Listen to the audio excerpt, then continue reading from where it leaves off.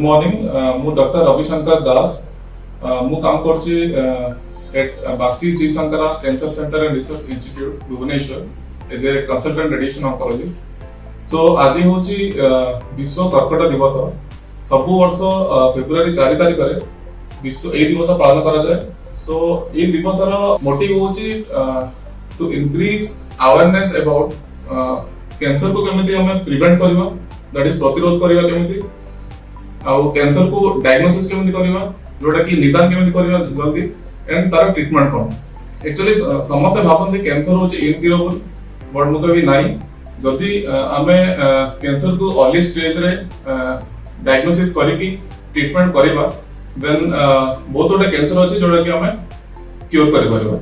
सो मु कहबी सब पेशेंट को जहाँ को भी टिके भी डाउट लागुची, कैंसर सब बड़े अर्ली सिम्पटम देखे था। तो जदि मन किसी भी डाउट अच्छी, देन संगे संगे आसिक डॉक्टर को परामर्श करंतु, डायग्नोसिस जल्दी निदान करंतु, एंड तापर ट्रीटमेंट चालू करंतु।